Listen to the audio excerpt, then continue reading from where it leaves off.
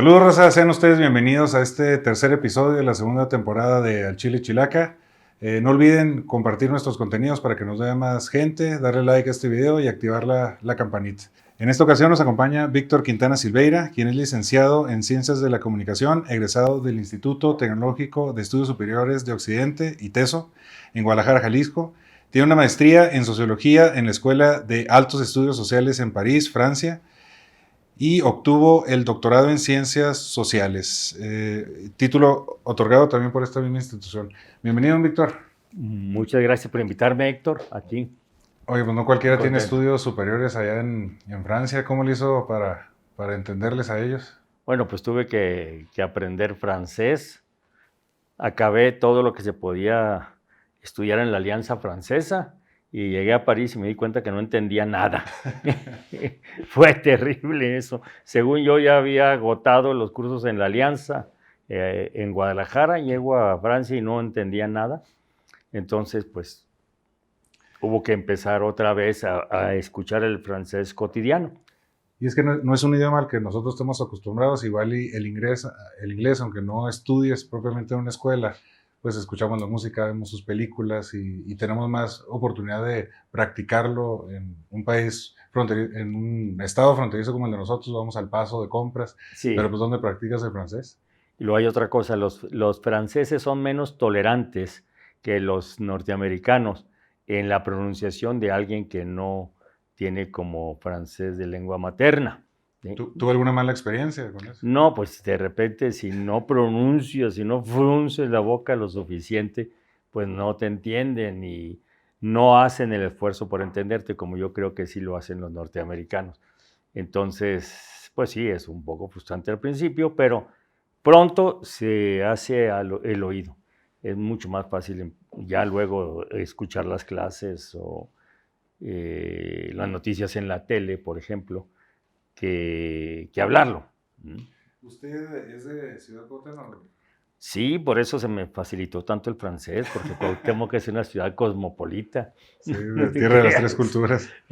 Pero tierra, sí. No es común que una persona pues de Chihuahua, de Cuauhtémoc, pues orígenes más similares a la mayoría de nosotros, tengan la oportunidad de estudiar en la maestría y el doctorado en Francia. ¿Cómo se dio eso? Bueno, pues allá ya estaba una paisana mía, ¿sí? Allá estaba, cuando yo llegué ya estaba una paisana mía y tenía algún tiempo, Águeda Lozano, ¿sí? Ya estaba ya una artista, una escultora cuauhtemense, chihuahuense importante. Ahora no, realmente en la temporada donde yo estuve en Francia, había una compañera de Camargo y no, bueno, así en el mundo en que yo me movía. Estaba Alejandra Salas Porras. Había 2, 3 personas que yo me recuerdo de Chihuahua, no, casi no había. ¿Salió de Cuauhtémoc a Francia directamente? No, ¿o hizo escala en algún lado? No. De Cuauhtémoc a Chihuahua, aquí estudié en el seminario. Me salí del seminario al terminar filosofía y luego estuve en el ITESO de Guadalajara. Empecé a trabajar y ya cuando estaba trabajando ya fui directamente de ella, me fui a hacer el doctorado. ¿Cuánto tiempo duró en el seminario? 8 años. ¿Y por qué cambió de rumbo después de 8 años? ¿Al cuánto tiempo se recibe de sacerdote? Me faltaron, en aquel tiempo eran 12 años terminando la primaria. 12 años, o sea, era un infanticidio casi. No, pero no me arrepiento. Fueron 8 años, todavía me faltaban 4, me faltaban todos los estudios de teología. Fue una experiencia muy interesante, a mí me ayudó a formarme mucho, también algunas cuantas deformaciones, pero más formaciones, pero creo que sí ayudó. ¿En qué siente que ese tiempo de 8 años en el seminario le sirvió para lo que vino después en su vida? Mira, me dio mucha disciplina mental, me dio mucho conocimiento de las humanidades y me dio ciertas habilidades para estudiar, para expresarme, para redactar, y al mismo tiempo me dicen que yo soy muy preguntón. Y dije, no, pues que yo iba a ser confesor, ¿eh? Entonces me dio ciertas habilidades para la vida, como saber escuchar a la gente. como saber expresarme. Hablando de la gente, usted siempre se ha visto, o lo hemos visto en medios y cerca de ah, activistas y del campo. ¿Cómo, cómo es que usted entra a este mundo pues de la parte izquierda, ¿no? De la política, donde estás con la gente que necesita, que quizá no tiene los recursos, no tiene la educación? ¿Por qué se fue por ese lado? Bueno, yo pienso que ya la formación del seminario me reforzó una orientación social que yo tenía hacia la gente más desfavorecida. Y esa orientación social fue lo que me hizo irme acercando a la izquierda desde que estaba yo en el seminario. El seminario me fortaleció esa motivación y yo estudié mucho lo que era la doctrina social de la Iglesia Católica, por ejemplo. Me acerqué mucho al catolicismo social. Y después ya, cuando yo en un momento me di cuenta que yo estaba en el seminario más por una motivación social que por una motivación específicamente religiosa, cultural. Entonces fue cuando yo decidí salirme. ¿Cuál fue el primer evento que le haya marcado en su vida donde decidió seguir esos rumos? Qué buena pregunta, nunca me lo habían hecho.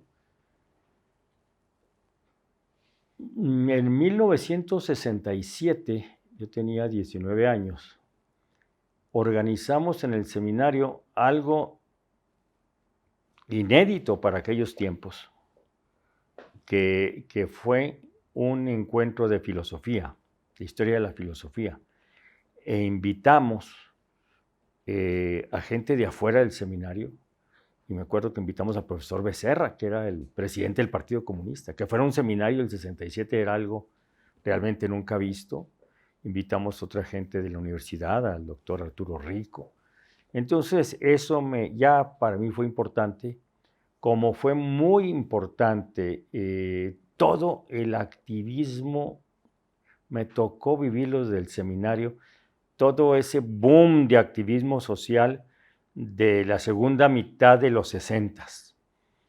Yo no estaba vinculado, pues estábamos encerrados allá y no estábamos muy vinculados al activismo social de acá, pero me tocó todo el activismo contra la guerra de Vietnam en Estados Unidos, el activismo del 68 francés, de la primavera de Praga, y mi último año del seminario inició con el movimiento del 68. Entonces era el hipismo, era toda una orientación juvenilista, contestataria, que ya nos alcanzó fuerte y esto para mí fue muy decisivo. De la generación a la que usted pertenece, don Víctor, probablemente hubo muchos personajes que estuvieron muy de lleno en estos eventos sociales. Mencioné el 68, aquí la Liga Comunista en Chihuahua, lo que ocurrió en Madera con aquellos jóvenes que estuvieron... El 65. El 65. Sí.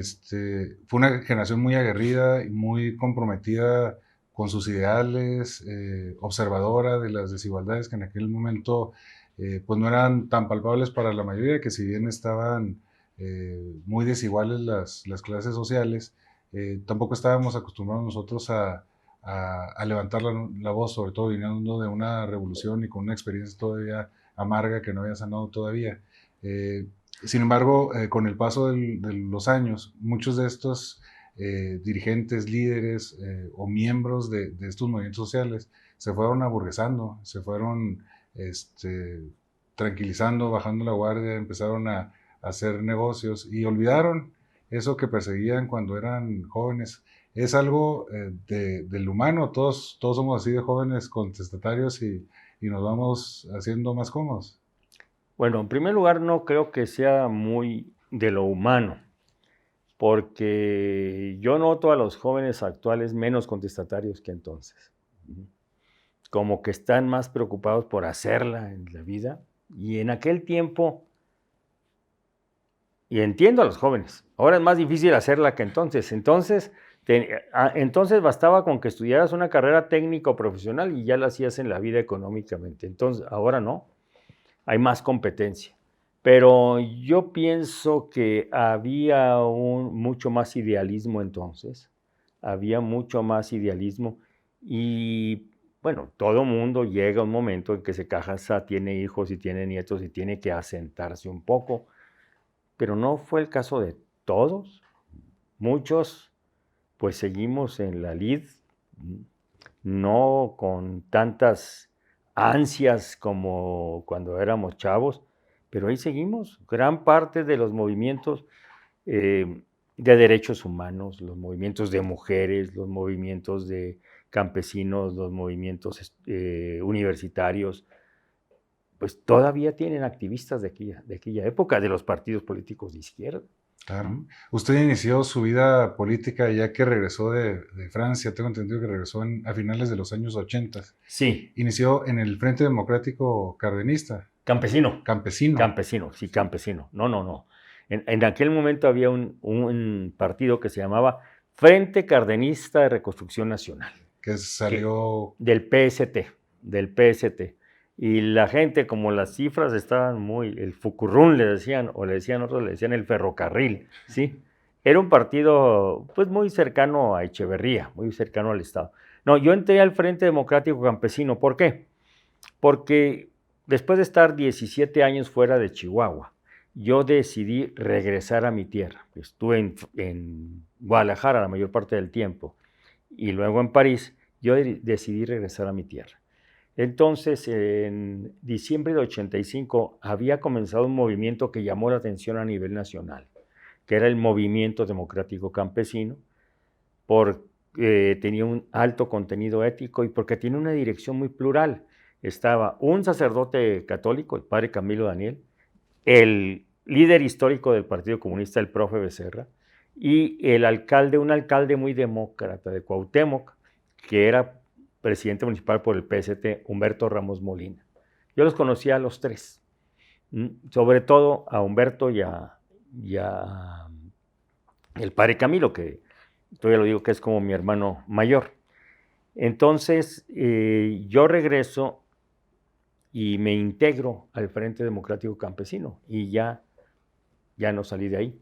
Yo regresé con el objetivo de hacer mi tesis, ya había hecho los estudios correspondientes al doctorado, sobre movimientos sociales. Pues los movimientos sociales me agarraron entre sus aspas y no me soltaron hasta 22 años después. Tardé 22 años en hacer mi tesis, porque me metí totalmente en la dinámica del frente, y luego en la fundación del PRD, fui diputado, después estuve en varios otros movimientos de derechos humanos y fue una experiencia interesantísima. Hasta digo yo que fue una terapia. Yo puedo decir que hasta chavillo, al que estaba chavillo era muy nerd, era muy tímido. ¿Se le nota lo tímido, don Víctor? Sí, pues no. La gente que me conoció antes de irme a Guadalajara a hacer mis estudios y luego a mi regreso en el frente dice, pues no es el mismo Víctor.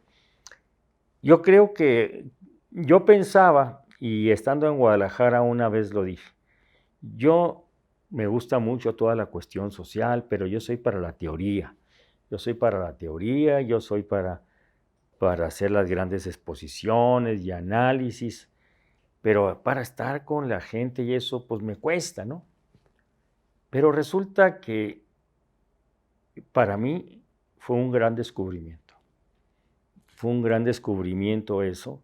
La gente fue mi mejor terapeuta. La gente me ayudó a ver lo que es la realidad real, no la realidad de los libros nada más. Y eso pues ya me hizo tener que desarrollar algunas habilidades a fuerza y... Estuvo usted en los inicios de dos partidos políticos muy importantes en la historia de la política en México. El PRD, que viene de una división del PRI. El PRI y luego la unión de varios agrupamientos de la izquierda. Con Morena. Con Morena después, sí. Después, cada momento ha sido diferente. Sin embargo, parece que no avanzamos nosotros en México en la política cuando hay esbozos de que algo puede cambiar, que un movimiento está creciendo, de repente se apaga. ¿Es percepción mía, don Víctor, o hay algo que no nos permite avanzar democráticamente aquí en México? Mira, yo creo que hemos avanzado democráticamente, un poco trabajosamente, pero hemos avanzado. Ya logramos la alternancia del poder, no únicamente la alternancia partidaria, PRI, PAN, sino incluso la alternancia de proyectos. Ahora tenemos un proyecto de izquierda, ya no nomás un partido diferente, sino es un régimen diferente. Y yo creo que los partidos, casi todos los partidos conocen un primer momento en que son movimientos. El PRI, a final de cuentas, viene siendo un resultado, podríamos decir, del movimiento revolucionario. El PAN es un resultado del movimiento en contra del movimiento revolucionario que se hace Estado. Muy alimentado por las luchas cristeras también. El PRD es el resultado del movimiento democrático de 1988. Y Morena es el resultado de ese gran movimiento que se inicia desde 2005 con el desafuero en torno a López Obrador y que ya consideraba que el PRD le quedaba chico. Lo que pasa es que todos los movimientos, y eso fue lo que yo estudié en Francia, ¿sí? Todos los movimientos tienen un ciclo. Los movimientos sociales está muy difícil pedir que se mantengan en su etapa eufórica, carismática todo el tiempo. Son como las plantas, nacen, crecen, se reproducen, se convierten en partidos o en ONGs y mueren los movimientos. Entonces, la apuesta, por ejemplo, que tiene ahorita Porfirio Muñoz Ledo, es continuar con esta dinámica de partido-movimiento. Pero para esto, ¿esto qué implica? Implica que el partido no nada más esté pensando en el poder, sino esté pensando en cambiar la sociedad. Porque hay momentos en que se piensa solamente en el poder, dicen el poder para cambiar la sociedad, pues sí, pero de repente toda la dinámica está, quiénes van a ser los siguientes candidatos para todo, quiénes son los candidatos para el partido, y ahí se va gran parte de la energía. Y en lo que eso es partidista, y lo que es propiamente movimentista, cómo estar en contacto con la gente, cómo encabezar, cómo apoyar a la gente en sus demandas, se va olvidando. Entonces, y es una dialéctica difícil de manejar para cualquier partido político. Sobre todo cuando es el partido con el presidente de la República. Sí, más. Hay muchos intereses, como Porfirio Muñoz Ledo, ¿se registraron cuántos para la presidencia? No me acuerdo cuántos, ni me aprendí el número, pero muchísimos. Muchos. El que yo me recuerdo, el que tenemos presente, pues es Porfirio Muñoz Ledo, porque tiene una larga carrera política. Usted lo conoce, usted también conoce al presidente de la República. ¿Cuál, según su opinión, siendo fundador de Morena en el estado de Chihuahua, es el rumbo que le tocaría seguir al PRD en los próximos años? A Morena. Perdón, a Morena en los próximos años. Bueno, yo creo que a Morena el rumbo que le toca seguir es lo que te decía ahorita. Combinar la lógica de un partido en el poder con la del movimiento, ¿sí? Y un movimiento no nada más para apoyar al presidente, sino un movimiento que esté cercana de las causas de las personas, de la gente. Entonces, y yo creo que si Morena logra esa cuadratura del círculo, tenemos un Morena para rato. Un Morena que diga, sí, estamos defendiendo al presidente de los múltiples embates, pero al mismo tiempo estamos localizando las áreas en que la gente está insatisfecha, en que la gente todavía no ha visto cubiertas sus expectativas. Entonces, pues vamos a plantear esto. Usted ya levantó la mano, quiere ser gobernador del estado. Sí. ¿Cómo ha sido recibido por parte de los miembros de Morena? Bien. Ahorita yo te puedo decir que nadie, en todas las reuniones que he ido, todo el mundo, sí hay un reclamo porque me fui al gobierno de Javier Corral de algunos de ellos, y lo entiendo, a lo que yo le respondo, pero que la gente me diga, no, no, no, con nosotros no cuentes, ninguna falta de respeto, y en cambio mucha gente me ha dicho que me apoya. Usted es conocido no nada más en Morena por su mismo trabajo social. Llega en un momento muy complicado de Chihuahua, donde hay un confrontamiento entre el gobernador y el presidente de la República. Yo lo he visto a usted en un discurso bastante mediador, algo que no he visto en otras figuras políticas de representantes del gobierno federal aquí en Chihuahua. ¿Por qué cree que no se ha podido llegar a algún acuerdo que beneficie a la sociedad en general? Porque de repente no queda claro qué es lo que beneficia a la sociedad en general. Ahí están los problemas. De repente cada quien tiene otros datos, entonces como cada quien tiene otros datos, cada quien tiene una postura diferente o antagónica. El asunto es, hay dos realidades que tenemos que conjugar. Las presiones fortísimas de los Estados Unidos para que paguemos la deuda del agua. Y esas presiones, y lo dijeron el canciller, lo dijo el presidente de la República hoy, esas presiones, si no se resuelven, van a ser una bandera electoral para Trump, porque le quedaría todavía una semana después del vencimiento del plazo para hacer campaña en contra de México. Eso es indudable que existe. Y por otra parte, la angustia de productores de Chihuahua de ver que la presa Boquilla está menos del 30% de su capacidad y que no tienen agua para el próximo año. Entonces, estas dos cuestiones hay que ver cómo se conjugan. Que hay algunos productores interesados en que siga la grilla porque acapara muchas concesiones, sí es cierto. Sí es cierto, pero hay gente que sus 4 o 5 hectáreas de riego es lo único que tiene y que está viendo que ya no va a haber agua para eso. Entonces, por eso a mí me parece que es muy importante sentarse, abrir una instancia, negociar y entender los puntos de vista del otro. Hablando de encontrar ese equilibrio, usted, don Víctor, en lo personal, ¿cómo encuentra el equilibrio entre su vida personal, su vida profesional y esta parte de activista social que ha estado tan presente en su vida? Porque al final de cuentas es tener problemas por todos lados. Y llega un momento en el que cualquier persona se puede sentir abrumada por eso. ¿Cómo hallar el centro? ¿Cómo mantenerse enfocado en verdaderamente lo que importa? Ah, qué buena pregunta. Mira, yo siempre he procurado mantener un aspecto de mi vida, mantenerlo un poquito fuera de lo que es el torbellino del activismo social, ¿sí? Porque lo necesitas, porque necesitas cargarte de baterías, cargar las baterías, reflexionar un poco. Entonces siempre lo he necesitado. De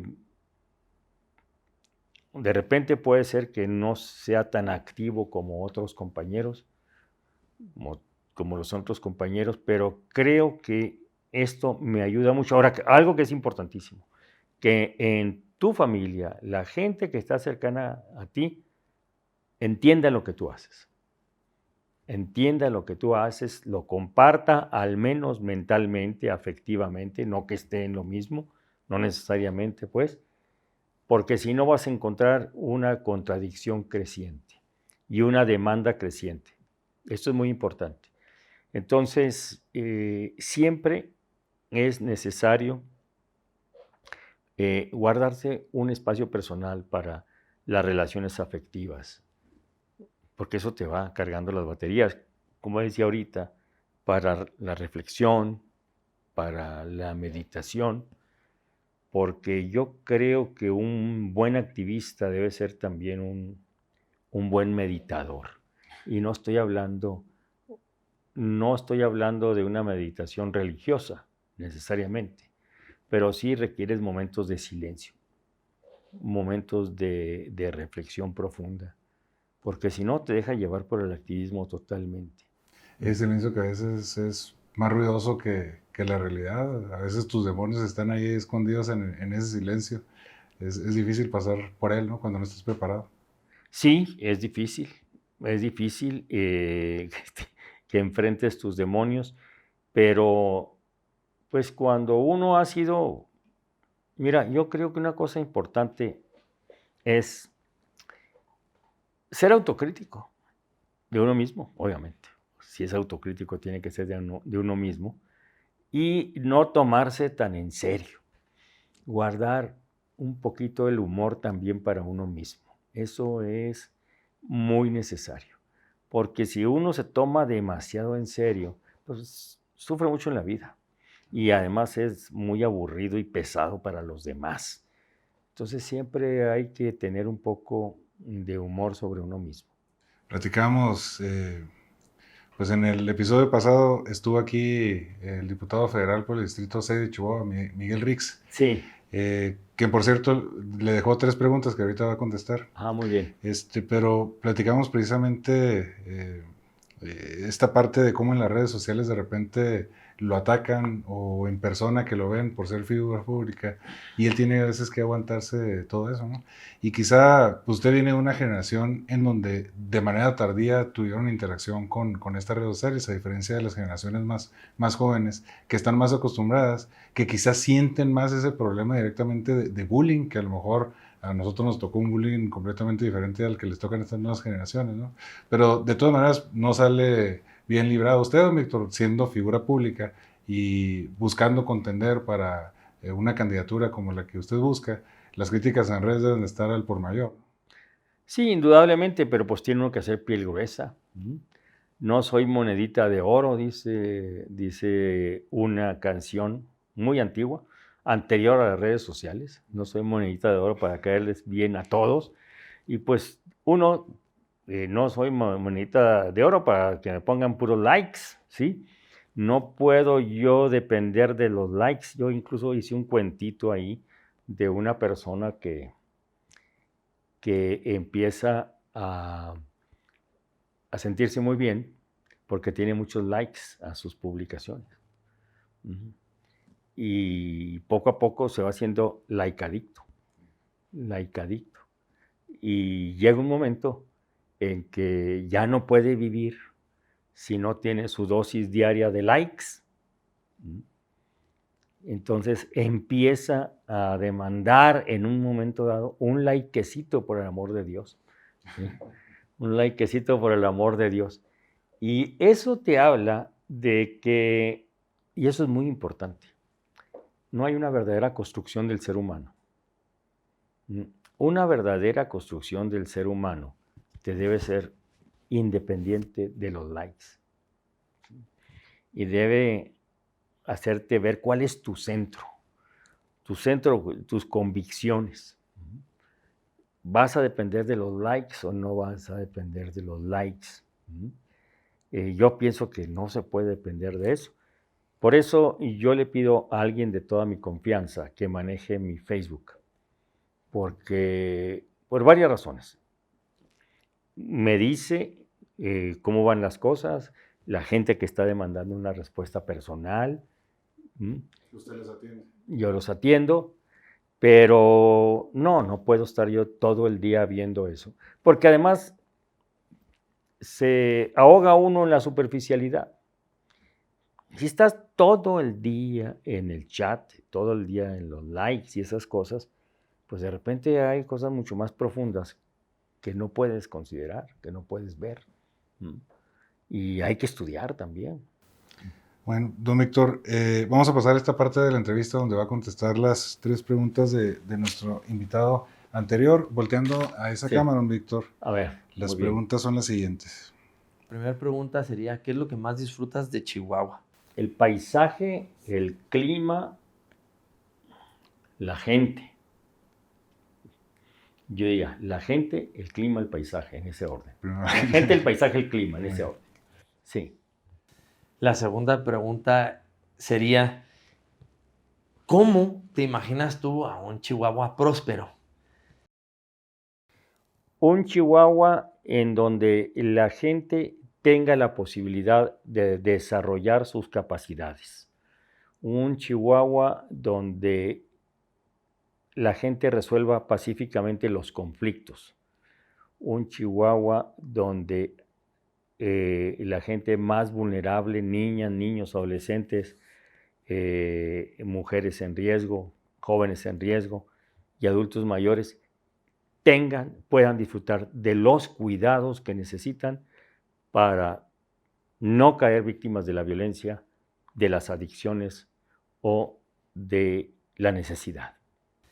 Y la tercera pregunta es, o será que desde tu perfil, desde tu ángulo, ¿en qué crees tú que aportarías más en la vida pública del municipio de Chihuahua? O sea, desde el ámbito empresarial, deportivo, artístico, cultural.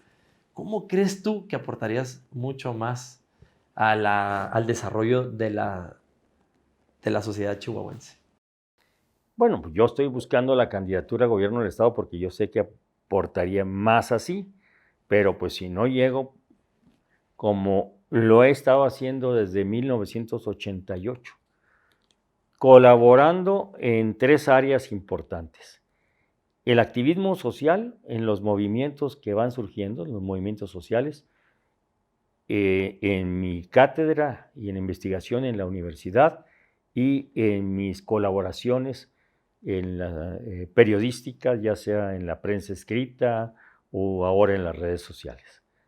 O sea, siempre habrá oportunidad de colaborar con el desarrollo, suena de repente muy economicista, con el crecimiento de la sociedad como personas y como comunidades.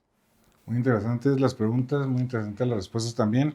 Las preguntas las hizo el diputado Miguel Rix. Sí. Y ahora le va a tocar a usted hacer 3 preguntas para el invitado que viene. No sabe si es hombre, si es mujer, a qué se dedica, no sabe nada de él. Igual volteando esa cámara, Víctor. La primera pregunta. ¿Cómo consideras tú que puedes aportar más también, no solo a Chihuahua, sino a los males del planeta, que tiene el planeta? La segunda pregunta. ¿Cuáles son los valores que te guían en tu activismo? Si eres activista y si no eres activista, en tu profesión. Y tercera pregunta.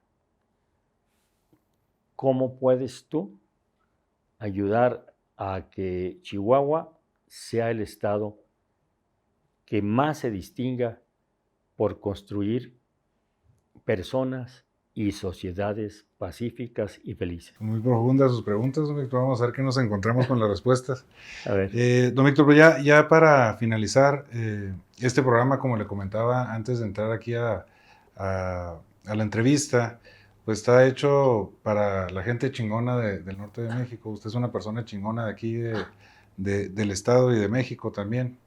¿Qué le puede usted, a manera de recomendación o a manera de consejo o a manera de opinión, decir a todas las personas que nos están viendo, tendientes a precisamente resaltar ese orgullo de nuestra gente, de nuestro país, de nuestra zona geográfica? Bueno, yo les diría que es muy importante valorar lo nuestro, pero valorar lo nuestro no significa despreciar lo que no es nuestro. Luego los norteños tenemos fama de ser un poquito, en el sur nos dicen que somos medio bataratos algunos de ellos, ¿sí? Tienen la imagen del norteño medio despreciativo, incluso se llega de repente a actitudes racistas. Yo diría, valoremos lo norteño, queramos al norte, pero no miremos por encima del hombro a los que no son como nosotros. Tratemos de entender a los chilangos, a la gente del sur, que tiene también sus cualidades, Y si son así es porque su medio los ha conformado así. A nosotros el medio nos ha conformado de otra manera. Entonces, valoremos mucho lo nuestro, pero estemos abiertos a las demás culturas, a las demás expresiones, a las demás idiosincrasias. Muchas gracias, don Víctor. ¿Dónde pueden seguirlo usted? Tiene un programa, se llama Acontecimientos. Tengo un programa que se llama Acontecimientos, se transmite los lunes a las 8 de la noche en mi Facebook, Víctor Quintana Silveira, en Instagram igual, Víctor Quintana Silveira, está en mi canal de YouTube, Víctor Quintana Silveira también, las iniciales con mayúscula. Pueden seguirme en Twitter, ahí es más grilla, es más política, Víctor Quintana S. Que no le gusta la política, ¿verdad? Me gusta mucho, me gusta mucho. Pero yo quiero insistir, me gusta la política como actividad para darle sentido a lo público, me gusta la política como actividad para construir el bien de todas y de todos, no necesariamente partidista. Don Víctor, muchas gracias. Muchísimas gracias por acompañarnos. Esta es su casa, ya sabe. Muchas gracias a ustedes por acompañarnos nuevamente. Nos vemos a la próxima. Abur. Si les gustó este video, no olviden dejar su manita para arriba y activar la campanita para que sigan nuestros contenidos. Abur, raza, y que tengan un exitoso día. Antes de despedirnos, checa los otros videos del Chile Chilaca y suscríbete para que veas más contenidos como este.